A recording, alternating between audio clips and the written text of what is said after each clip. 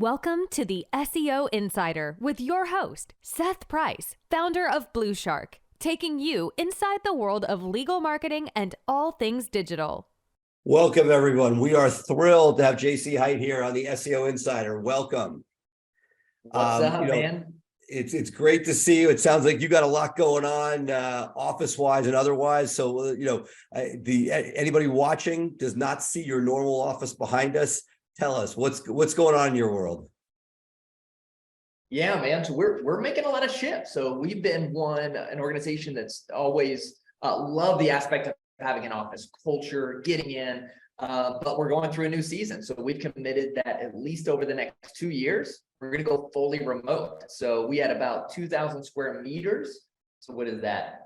18,000 square feet. And we moved everything down to about 1,500 square feet, and 90% of our staff went virtual. So we're going through a big change. And it's now, is exciting. this the international staff or domestic staff? So most of our domestic staff is virtual anyway. So we've got in Central America, we've got a big office. We got about 150 employees that, as of 2 weeks ago, worked out of that office.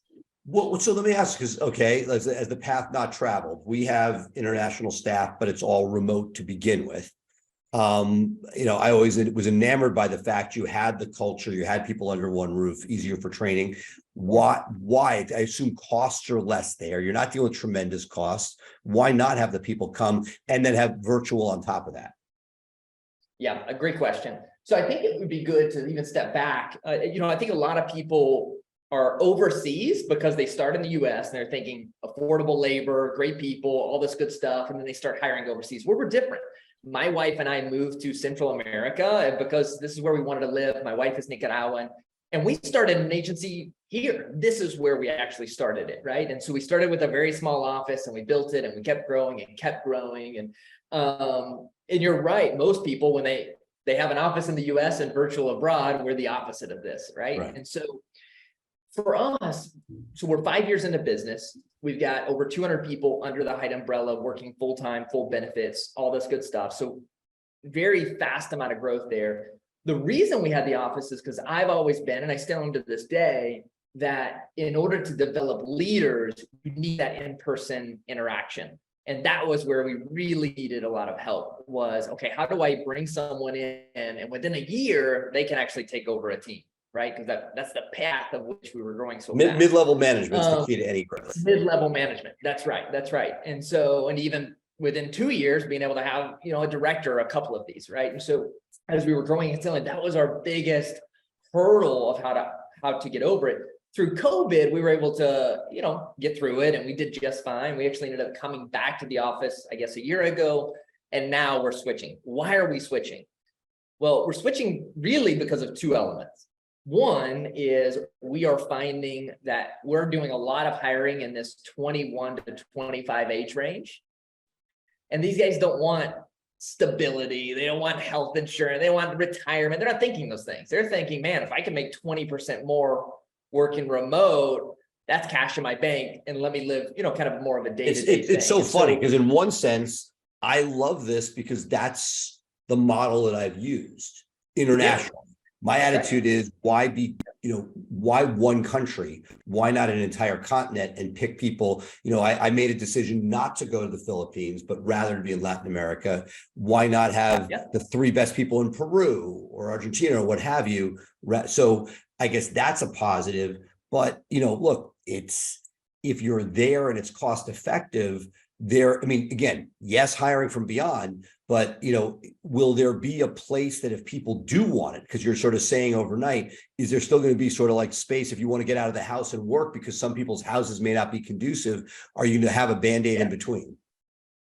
Yeah, we are. And we've got tons of events. So, we didn't just have a normal office here in Nicaragua. We were in the tallest building in the entire country. And we had bicycle in the office. We had a full-on cafeteria. We had a nursery for kids. I was paying, US rates for the best of the best, right? So we'll still have a small office where certain people can come in and so on and so forth. We also have monthly outings and we have tons of other things. Every year, we take our entire team and their families somewhere in the world. Last year, we did Costa Rica. I don't know where we're going this year yet. We're a little behind on schedule, but we do something big, right? So we're very this cultural aspect is really complex in a virtual world, which again is something we're trying to figure out. Okay, how do we overcome? How do we push forward? All this one. And you know, it's interesting because same difference on our side. We were domestic first, Yeah. and until COVID, we were in a beautiful townhouse in DuPont Circle with 50, 60. Yeah. I used to call them millennials. I think they're Gen Zers now. But you know, sitting there day in and day out with very few people not in the office. And COVID hit DC. Now, like places like Florida didn't have COVID, but we had COVID where nobody showed their asses anywhere near the office for over a year. Like I went back like 9-10 months later, it looked like it was like a nuclear bomb had gone off, and it was just the remnants of what was there on the day that everybody left. And so we found ourselves in an odd place. Clearly, we were not but we were not able to say, hey, everybody back in the office. We would have lost much of our talent. And instead, but if we gone fully virtual, there was sort of feeling that there wasn't enough connectivity at all. We went back to a clubhouse. So it's in the Union Market area, super hit area in DC, where you go in for your weekly meetings. If you want a place to go, it's there. They're breakout rooms. You can go any day of the week you want, but only required when your team is there. Not to mention with COVID, maybe 20-25% of it is now not even in our region. So they only come in for our offsites. And then it's just a fascinating balance, a tale of two agencies. Yeah. And we got really not lucky. That's a terrible word, but we had a lot of civil unrest back in 2018 in Central America, and we had to go virtual. Like literally, it was a civil war on the streets, literally. And y'all can look that up. I won't get political on the podcast, but that trained us actually. So we went virtual. You were already ready for it. We were ready, and we built our entire company on Salesforce from day one, all automation and tasks. So we're excited, man. So I think this is a 2-year game plan for us. So the first thing, I wanted to be in the office for 2 reasons: culture and leadership development. However, I don't think we're going into a season of leadership development. I think we're going into a season of how do we survive, and then how do we attack? Well, you said a couple times. Right? What do you mean by survive? Why is it the economy, the worldwide economy you're concerned about? Why are you in survival mode? I think there's a little bit of an unknown here. So back deal on me. My wife and I sold our last company. We've been very, very blessed. Like I want to create stability in an unstable world. So for me, the number one metric I'm going off of obviously is profitability, but right beside that is how do we create stable jobs among our people, right? So when COVID happened, we did not fire one person, we can cut one salary, so on and so forth. I want to do the same this year. I want to, no, but we don't know what's going to happen. We see Google layoffs. We just had Bed Bath & Beyond shut down in our region. Big deal. Bye-bye, baby. Huge retailers. Commercial real estate's going to be screwed. Are you feeling that already because you have a whole portfolio of agencies essentially, or that's right. So are you seeing the economy? Are you seeing a downturn in what people are spending on marketing? So we are a little bit, and definitely in certain industries. So, you see everything. So what are you seeing negative? What are you seeing neutral? What are you seeing positive? Yeah. So here's what we see on a couple different levels. So one, there's a lot of businesses out there. Marketing is one of them, that the barrier of entry is so small, it's not even funny. And those guys are going to be the first to go if something major happens, right? So there's other industries like power washing and things like this that, there's a lot of coaches out there teaching these young entrepreneurs how to get into. They're going in. There's not seasoned entrepreneurs that have, built a business, that have several trucks running, so on and so forth, right? So these smaller industries that are lower barrier of entry, we're seeing more and higher turnover. The middle sector, we're not seeing a lot at all. We've went up. Our average last quarter was, I think, 0.5 point up in our churn percentage. Where we're seeing a harder hit is actually on the sales side. So this month, crazy good sales. I don't know. We probably did holistically in the Hite world, maybe 250,000 in April in sales. However, February, March, you add them together, they didn't equal what January did. So we're seeing this market where people are like, well, what's going to happen? Are we ready to move this? Let's see what happens. I think right now people are starting to move. They don't know what's going to happen or when, but they need to grow their business. And then we'll see, holistically, You got people saying depression. You got people saying recession. You got people saying that it's all BS. You got people saying that the dollar's gonna just be destroyed, right? I don't know. What I know is that I want to be as prepared as possible for whatever, whatever hits, right? Well, what I've loved about your business model is, and I hope this is said with love and comes out positively, is that whenever I'm on vacation and I go to a town, and it might be a seaside town, it might be a downtown of an area, there'll be like 7 restaurants next to each other, very narrow restaurants. There's an inside dining, maybe an outside seating area, and there's a person out front trying to get you to go to their restaurant. And I always thought to myself, you see these 7 restaurants, and wouldn't it be better if they had one massive kitchen in the back that could do great quality rather than shoving 7 tiny little micro kitchens there, and that they would each just get the stuff out to those 7 restaurants? To a certain extent, I mean, that's how I view you guys, as somebody who took the idea that you don't need a micro kitchen, but instead you have the entire planet to do fulfillment.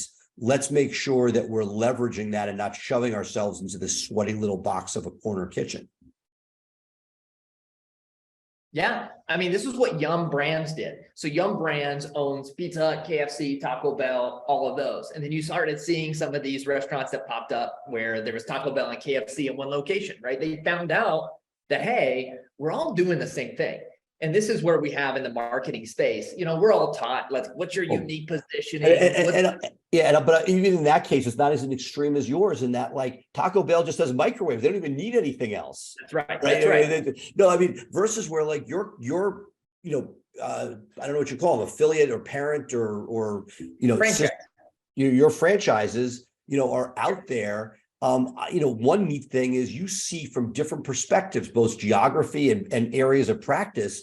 My guess is that data is going to be incredibly valuable as far as figuring out where to deploy. Somebody may come to you with a franchise, say, hey, I want to be in this city with this type of stuff. And you're like, good luck with it. You're going to actually be able to sort of the soothsayer to tell us what's going to work and what's not. That's right. So in our franchise model and in digital marketing as a whole, data is very skewed. Everybody measures things differently. There's no absolutes in digital marketing. There's nowhere where you have to tell the truth necessarily. It's all, we're all marketers, and you're right. In our franchise model, because we're reporting all in, because we have all these different locations, all using Salesforce, all synchronized up, we can start to read that data, right? We understand what's the churn rate across the board in Facebook compared to PPC, compared to SEO. What's the churn rate whenever you have multiple services versus just one? What's the churn rate comparing, local sales versus national sales? So like, what's the difference between niching down in an actual location? Like all my clients are in Dallas versus all my clients are roofers and plumbers and so on and so forth. Well, what can you tell us about that? You've seen that. Like we hear a lot of noise, not a lot of very interesting, smart people saying niche down, and then you see other people that are just the opposite, which hit a geography and go deep. Who of your franchisees have crushed it? Where do you see greater success? So here's what we're saying is the most important factor when it comes to churn, all right, retaining clients, is relationships. So if you actually can build a persona where you're a leader or a thought leader, anything like that in a specific niche, similar to what you might do in your city, this is the most important thing, right? And so if you can figure out a way to connect with that brand or with that location, which way you go is fairly irrelevant. It's more about the relationship and how you can build it. We've got an agency right now in Arkansas, population 50,000. They do $1.7 million in monthly revenue, right? The owner just ran for mayor. He's so connected in this town, it's not even funny. They don't even have a salesperson. It's all about relationships. Again, 45,000 population, and they're doing about 1.7 million, right? And so it's more about how you connect relational. Now, the question here should be, why do coaches tell us to niche down? And this is really, I think, rooted down into how do we sell, right? So if I go and I'm going to coach you on sales, there's 2 ways to sell. One is relational and one is cold, right? If you're going to do cold sales, cold marketing, cold ads, cold email, cold LinkedIn messages, anything cold, you got to niche down. It's got to be some type of specific targeting that you're doing, whether that's a city or whether that's a niche. And most people go in with a niche, right? If you're more about building a brand and then how do I attract people? Okay, now it's fairly irrelevant, right? Now, on the retention side, again, what we've seen is actually in your local market, the churn is much, much lower than on any other type of market. Why? Because it's harder to cancel on your neighbor. It creates a conversation. Your client's more likely to call you up and just say, hey, Seth, I'm having some issues here. What can we do? Right? Because they don't want to cancel on you no more than you want to cancel on them. You go to church together every Sunday, right? So there's more conversations happening, I guess, so to speak. And I think that's what helped us in COVID really push forward, is because we had a lot of relationships through our partners throughout the US, right? And so we did a lot more discounting and losing margins versus losing the entire relationship. Right. You kept it alive, which is, I don't get a lot, but when I get it, it's like a no-brainer. Like, hey, you're having trouble. I don't want to take your marketing dollars. I mean, I can't come, I'm not going to put hard costs out, but I'll cover anybody through a tough time, and that builds loyalty beyond belief. That's exactly right. One of the things I've always been enamored by, that you at least outwardly seem to be able to do, is you have a variety of different, franchisees bring you everything from lower dollar to higher dollar. But you seem, particularly with your international workforce, to have done a lot with a little when it comes to what I call lower dollar SEO, right? I mean, I feel very blessed in the legal space. When people give us real resources, we can do crazy stuff. We can link build, we can do PR, we can do, all sorts of cool content generation. But when you're with a modest budget, particularly with your model, like, right, taking it transparently, client paying some money, the franchisee needs to make money, you need to make money, and you need to actually produce work. It seems, at least from the outside, done some really well-targeted, very smart asset allocation. Talk to me a little bit about what you're most proud of in that space, as far as delivering value, but understanding that it's not a bottomless pocket of money. So one of the things that I think we're always working towards, in probably our department that I'm most not proud of, it's probably one of the most unique assets of Hite and how we operate, is our L&D department, our learning development department, which includes 3 areas. So one is our certification department, which got about 4 or 5 people. One is our digital certification department. So every single lesson we teach is digitalized. And then third is our QA. So it's these 3 areas. We have today, out of the 150 people we have just working on fulfillment, 18 of which are just in this department. So over 10% of our staff is dedicated to teaching and creating quality assurance within the organization. And we've built out some systems and processes there that are just incredible. Let me give you one of them. Every single account at Hite is audited within Salesforce in a system, right? And so, for example, with SEO, we have an 80-point checklist. If any one of those checks are off, that specific check creates a task back to the engineer to redo that specific task. Not only do they have to redo that specific task, they're also assigned a video lesson associated with that task with a quiz at the end that they have to answer, right? So we build these systems so that anytime a mistake is made, beautiful, perfect, great, awesome. It's going to be caught within 24, 48 hours, and it's going to be reassigned, not only reassigned, but they're going to have to take a quiz, which we then test them on. And those video lessons, we audit. Did they watch the whole thing? Did they watch it on 2X, 1X? What do they do on the quiz? Do they have to take the quiz twice to get it right? So on and so forth. Our entire company is really a training company. How do we train people to grow and to scale within all of these works? And then for us, the SEO, what it hammers down to is we try to overcompensate on the manual labor stuff, right? So it's not just, oh, you got a US agent doing XYZ, I have them also doing XYZ, I'm just cheaper. No, we're going, your person is doing 5 pieces of content, I'm going to have 3, it's going to cost me the same, but they're going to do 15 pieces of content, right? Or so on and so forth. So how do we double down on this white hat and very organic, SEO approach? And so as you do that, right, and we've talked over the years about, different techniques. Do you see, AI, which is coming fast and furious, faster than we can even take it in, right? Every time I blink, I'm like, man, we should be doing this and that. And like, your training courses, like, I got to rip them apart and put them. How do you see the AI being integrated into the international labor market? Oh, man. Oh, you're going to get,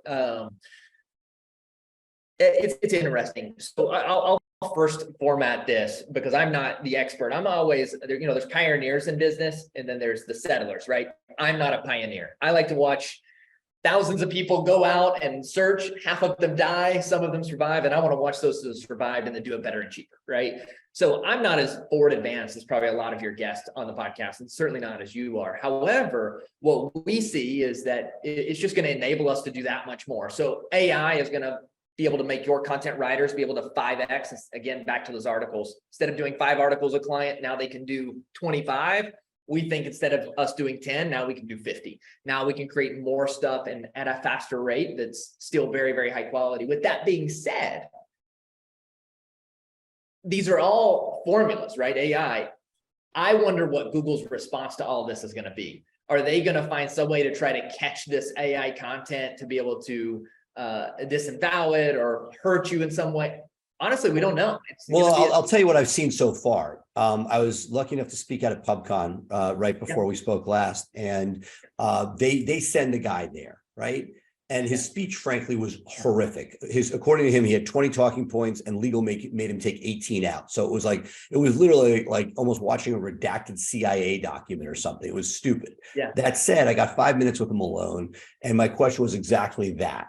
Because you see Bard getting crushed, they'll figure it out. It's not like it's going to be there forever, but certainly not first mover. And my theory was, just like Copyscape, they would run content through to see if it's there. Again, half the time Google tells you something, they're really going somewhere else. But according to him, that is not, according to Google, outwardly to me to my face, not from the stage, that's not their MO. They've spent, according to them, they've spent 2 years going for high quality content, and that they don't care how you produce it, that they're going to judge it on that. Now, both of us are sitting here saying, whoa, they certainly don't want, ChatGPT not owned by them to dominate their search areas. We know that. But at the same time, it makes sense intellectually but the question is because very often, you and I read, we get somebody brings us something like, wow, this is the greatest piece of content ever. And you know what? If you're addressing your staff or putting in some sort of manual for HR purposes, great. But what we forget is AI is only pulling stuff from a library. And if it's plagiarized or not right or any of the other things, it may sound great, and it passed the test, but it is likely not great. And I think that is going to be the difference. So you alluded to it.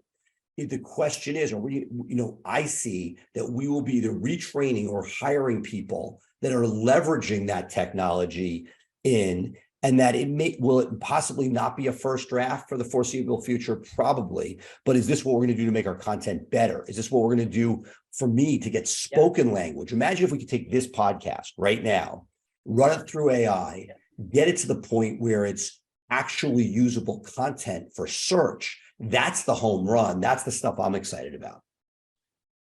Yeah, and we also got to realize, SEO is not about what you do and how great you are at SEO. SEO is a competition. So it's how you do in comparison to me, right? How your client does comparison to my client, or so on and so forth, right? You could be in a very, very small city with only 3 roofers. But if all 3 roofers are using Seth and doing the best SEO in the world, they're all competing, right? You be the same thing. It's about competition. So if you put the AI and content in the same exact boat, right?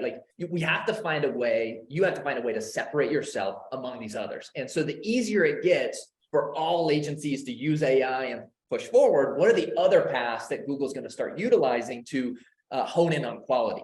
I think there's going to be some other factors come up. Content's always been the one. Reviews are very, very important as well. But what are other factors here that they're going to be bringing into play over the next couple of years to be able to really push things forward? Video is one of them, all this stuff. Absolutely. And I guess the piece that is like the next chapter, I think, will be when AI is harnessable to your environment, where you're like, hey, this is my content. I know what I need for roofers. Let's now leverage it across my other roofers around the country. That's the part where it's good, it's yours. It's not just hoping it's getting from a decent library. And I've seen this in the legal search space. One of my buddies owns a company called Fastcase, just got sold for like, or rolled up with the British case search service. So all of a sudden, you don't want AI getting case law, for example, randomly. You want it from a trusted, curated environment. And I think that as you sort of allow AI to work within your own world, that's next level of leveraging your team. So you've already figured out how to get labor cost effective. Now imagine if you're able to take what you're proud of and you know is there and replicate. Yeah, and there's tons of opportunities. I'll give you an example of this inside Salesforce. So with Salesforce, we have our own AI built inside Salesforce. And at this moment, we have our MCC for Google Paid Ads fully linked up to Salesforce. So every bit of data is filtering back into Salesforce, allowing us to do a ton of automation based on, performance dropped by 20% over a 7-day period and all of this different things. That's what you're talking about right there. How do we capture and use AI within a system where it's reading our own clients, trying to create hypothesis on growth rates and things like this? I don't know, man. For me, I get excited. Like, I think all of this is really interesting. Again, I'm more of a settler, so I'm going to be watching everyone else go out and figure this out. I'm going to be watching you, Seth, and going, okay, well, how does this play in? And then how do I do way better, right? But it's interesting. Well, look, in our remaining moments, I wanted to hear a little bit about what you have planned, because you do some crazy international meetups, and it sounds like this year is no different. So tell our audience a little bit what you got planned. Yeah, man, I'm excited. So we're not selling any more franchises this year. We're going to hone in on them. We believe that we have the franchises right now to get to maybe 30 million in revenue over the next couple of years, and that's what we're honing into. We have our event every year, the Commitment Summit. It's an all-inclusive event in Costa Rica. This year we got John Maxwell coming in and several other amazing folks. And we're in a season right now where we're trying to get ready. So when we see these drops, what we try to do is we try to cut as many expenses as possible, not labor, but all the other expenses. We try to get small.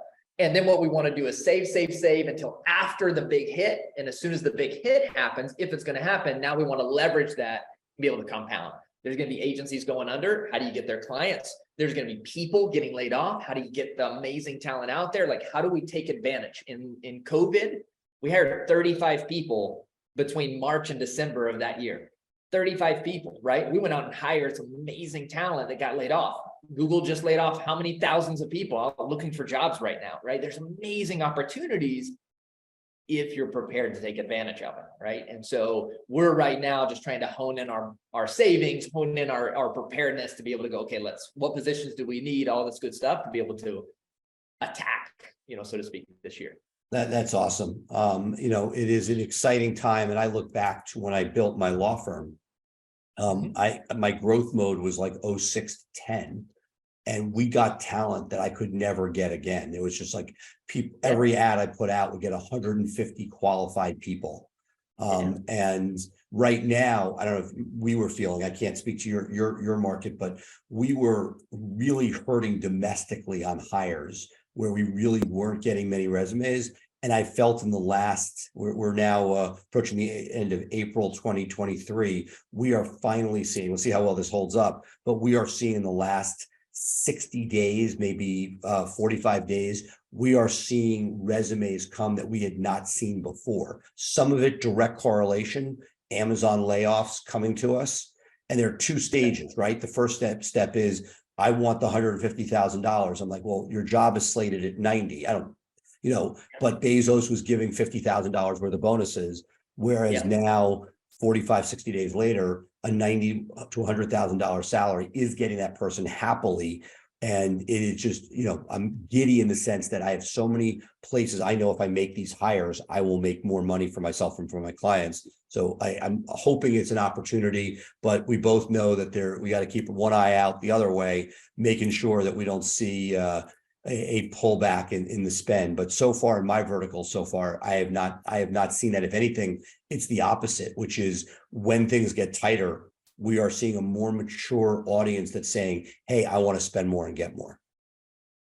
That's right. And so we're in the same strategy. So it makes me feel good that you're in that as well. So I think it's going to be those that survive these next 6 months will have a huge opportunity. And That's awesome. Well, It'd be fun. listen, JC, I really appreciate your time. This is awesome. I hope we, get to catch up in the same place at some time soon, whether you visiting DC or me getting down there. Yeah, man, absolutely. We'll make it happen for sure. Very good. Thanks so much. See you, brother. Thank you for tuning in to the SEO Insider with Seth Price. Be sure to check back next week for fresh insights into building your brand's online presence. Episodes are available to stream directly on Blue Shark Digital's website.